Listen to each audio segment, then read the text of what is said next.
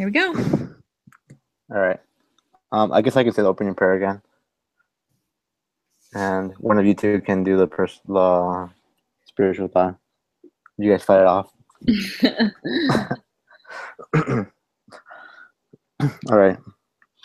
Our Father in heaven, we thank thee for this day. We thank thee for all that thou hast given us, for this opportunity we have to be able to meet through Google Hangouts and be able to discuss this case.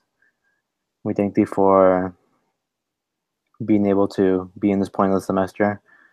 And we ask that you may help us and bless us for the rest of the weeks that we have left, that we may be inspired and learn from each case and learn from each other. And we love thee very much, and we say these things in the name of Jesus Christ. Amen. Andrea, are you feeling inspired? Sure. Give me 20 seconds to Google. The questions for this week are really short. There's only like 3 or 4, 5, 6. Yeah.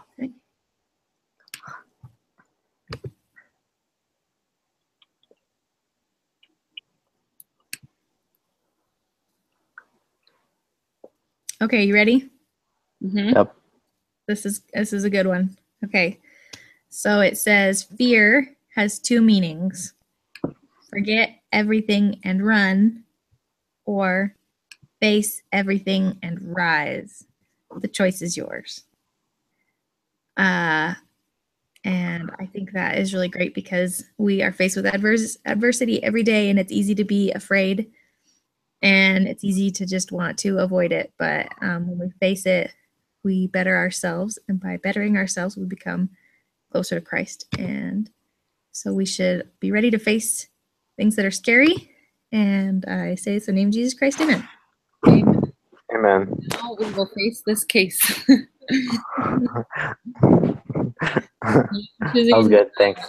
To run? Just kidding. Yeah. So it should be good. I haven't looked at the questions yet. I'll have to pull them up. Not very many. There's only 4 questions, but there's a lot of math involved. Oh, great. So I'm guessing that Madison did like a really amazing Excel sheet this time. Yeah, here it is. Everyone, take a look. Right there. That's all my math. And you know what, Steven? I did do it ahead of time this time, so like I deserve praise for that. Okay, anyways. I started one. It just didn't turn out so great. It's okay. I tried to do like the whole 401 thing where you like list out their cash and blah, blah, blah, and do the perpetuity. But no, why? No. Well, I didn't get very far, and then I was like, nope. All right. Can we start? Yeah. Yes. So the first question says, what value would you place on RightNow Technologies? Wow, it just jumps right to the gun, or to the meat of it. Steven's always really prepared with these ones. I estimated a good solid estimation. And I said somewhere between 50 and 70 million, I believe. Well, no, is that not even close to yours? Well, so I answered 1 and 2 together, kind of, because 1 and 2 are basically the same thing. It's like, please provide a range of values rather than a single number. So they're asking for, so they're not really asking for like an exact number, just like a range. And my range was 200. Hold on. Around like 260 million to 390 million. Whoa, that's not what I got. Yeah, mine's closer to like 130 million to like millions. How'd you guys do your math? How'd you guys do your math on that? I just took their revenue and then I increased it by 3% every year. And then I just kind of looked at that and decided that's where it should be. There was a lot of I can't remember what I did, and I didn't write my math down. Well, for my math, what I did was on page 6, it talks about the post money valuation was 129 million. So that's how much the company is worth. But it says on page 8 that in order for them to have an acquisition, they require 2 to 3 times the last round post money valuation. So that's why they just multiplied 129 times 2 and 3, and that's where I got those numbers. If that makes any sense. That's how much it's worth to other people.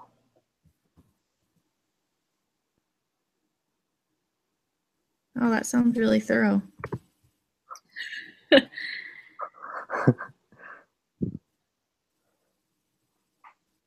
mean, I could be completely wrong, but that's just what I found from the case. What I had done is doubled their, so they were on track to do $35 million in revenue, and I doubled it. I had heard before that was a good way to do it, but now I'm thinking probably not.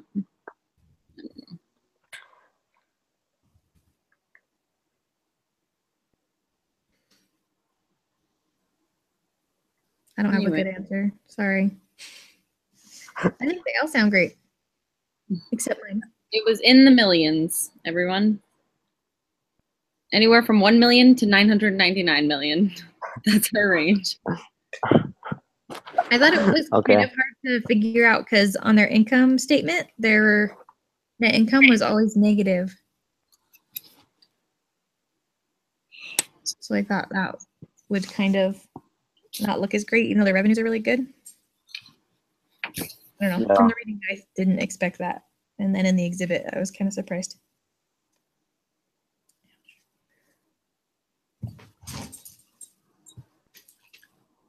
I can't remember what number exhibit that was, though.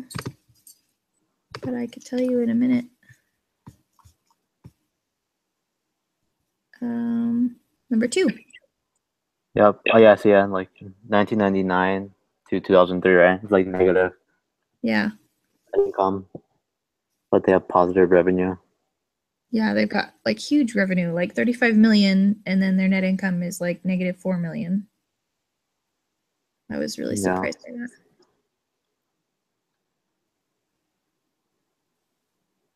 Because their like sales and marketing costs are huge. $20 million for marketing and sales. It's a lot of money. Yeah.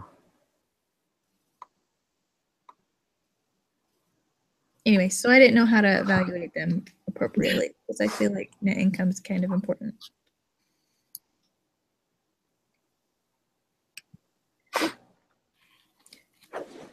So I guess we're at a standstill.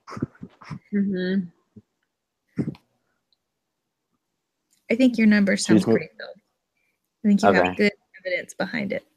So I'm good with that. Thank you, Andrea. I agree. All right, let's go on to the next question. How many weeks of school are left? I'm losing motivation. 5. No, we focus. can do it. We can do it. Okay. Okay, so let's move on to question number 3. We're gonna be done so fast. If Greg's investors seek a 30 to 50% IRR, internal rate of return, what exit value will they expect? A huge one. I got $70 million. Steven. 70 million? 70. Is that not what you got? Okay. How'd you get that number? Acquisition offered them 50 million, and I figured 40% was a good happy medium between 30 and 50, so I multiplied it, added 40% to it, got 70 million. Is that wrong? Probably. Yeah, that makes sense. It does? Yeah. 'Cause I didn't really understand that question that well, so that's why I was like,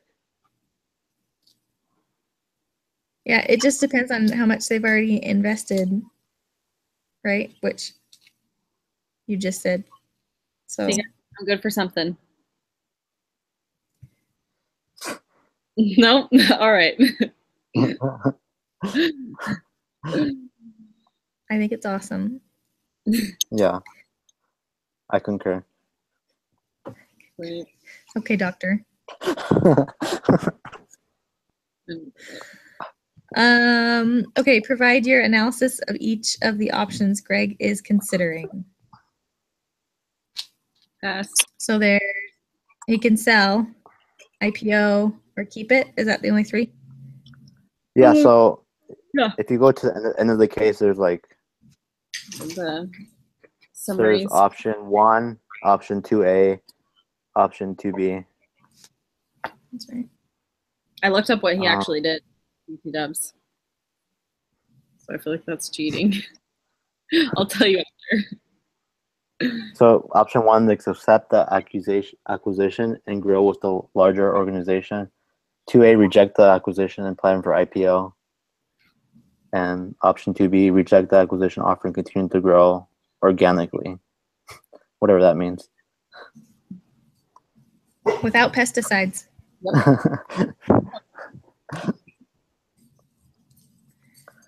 What did you guys think?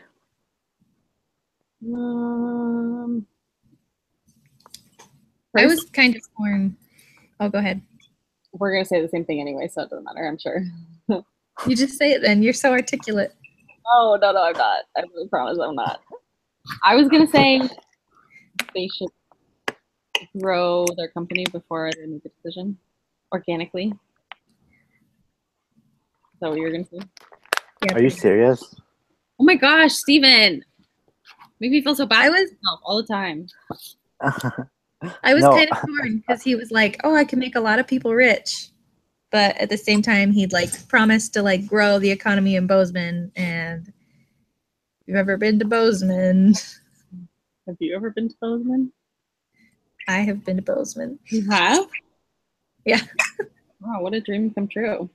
It's pretty much Idaho Falls. It's not huge, but it's not tiny. It's pretty close to tiny though. Steven, what did you say? I would love your input. Actually, I said the same thing. That they reject the offer and grow organically. Nice. What is a coincidence that all three of us had the same answer? As far as the semester is gone, not too big of a one. You guys want to know what he actually did? Yes. He grew the company organically and then sold it for $1.3 billion. Wow.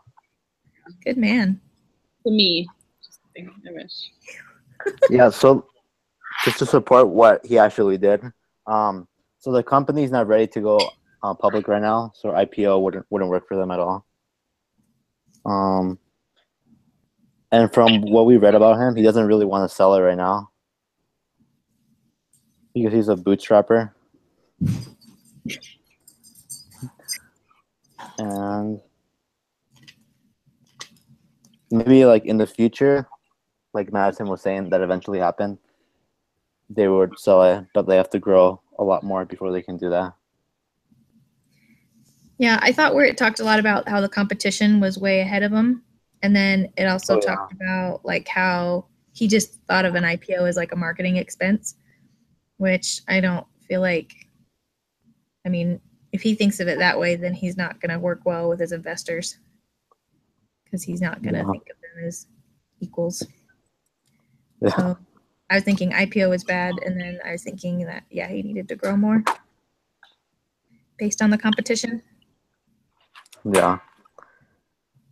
Something he does have in his favor though is I think he owns like 77% of the business, right? So that's good. I thought it was like 60, but yeah, I like more than 50, a lot of it. Yeah. Yeah, he owns a great majority of it. So yeah, So like he has these options on the table because he's like basically the owner of it, of the whole company. But like Madison said, it looks like he chose the best option, the option that we decided. What up? Way to go, guys. We're so smart. How long has this video been? Like 7 minutes? I think 20. No. Right? No, because we started at like 50. Oh yeah, 15. 15 minutes. Oh, gosh. So Tell me, HR class, how's it going? it's fine. Great, me too. Did you guys do good on your last doohickey assignment? Did he give us the grades back yet? We haven't got ours yet. No, I think them.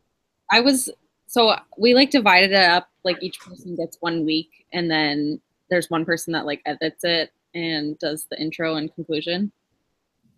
And that was me this week. And some of the stuff some of the people in my group wrote was so rough.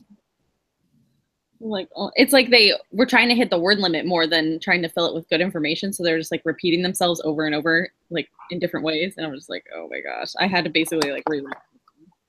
How many people are in your group? There's 4 of us. See, we have 6. Wow. So it gets full fast. And then everyone thinks they're smarter than everyone else. So I had to edit this week, and it was literally torture. I heard you miss that, Steven.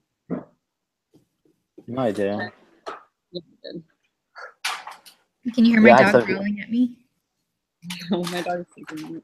Steven, I would like to acknowledge that you're sitting in a different place today, and I really appreciate that. Thanks.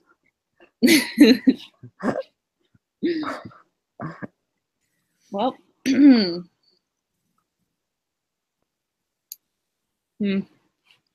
how many minutes is it at now? 2 more than last time. Oh gosh. Should Madison start us off with the summary? No. Every week. Nope. Not this time. Steven, it's all you. I think, Steven, you should tell us more about how you evaluate the company. Oh yeah, tell us. And then you should summarize while you're at it. Okay. 2 versus 1. So, all right, I'll start summarizing, but Madison will end us off. Oh my gosh, why? Every week. All right. Fine. So what I did to evaluate this company was, in the case on page 6, it said that it was $129 million post-money valuation. We got that from the case. And it looks like the investors, the people who are going to buy the company, were looking for 2 to 3 times that. So that's where I got 280 to 390 million. That's the rough estimate between that range. And this is based off a straight sale number. IPO is not worth it right now. So that's why we don't say they should go public. And something to support this, that they shouldn't sell anything either, is an exhibit. Hold on, an exhibit 6. It talks about 2004's income statement, and it says their net income will probably be in positive. So that's why they should still stay with the company instead of selling it, because there's still room to grow. There's still a lot more room to grow.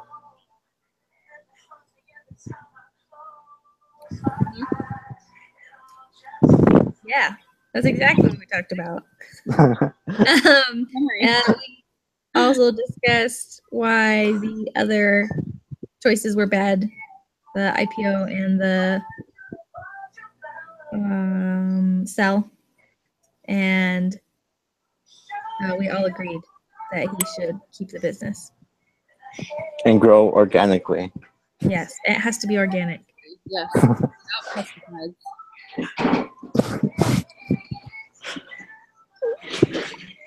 Yeah. Is that it? Exit value? I can tell how we got the exit value. No? Yes? No? I don't know what you guys are doing. Wait, what? Stop. I said I could talk about how we calculated their exit value. But you guys are all. We might have to start the summary over, guys, because otherwise, if it's sketchy, he's gonna watch the whole thing. And Steven's rocking out. All right. I think summary the end. All right, Madison, tell us how you found your exit value. Oh, wow. Great. I will. And summarize the rest of the case. No. All right. Is this the official summary right now? Or did this? Oh, okay. Okay. Well, we calculated the company's exit value. Acquisition offered them $50 million for their company, and they wanted between 30 and 50% internal rate of return. So we multiplied 40% of 50 million and added it to that and found that it would be $70 million. Stephen, would you like to summarize the rest of the case? He hates me so much. So I got completely different numbers, but that's why we have group work. And that's why we learn from each other's mistakes. Oh, God. But yeah, so to repeat again what was just said earlier, we decided that they should not sell the company, not go IPO, and grow organically, because that is the path that will lead them to the most success. And I predict that they're going to sell their company for more than $1 billion. I just have a hunch in the back of my head. Perfect. All right.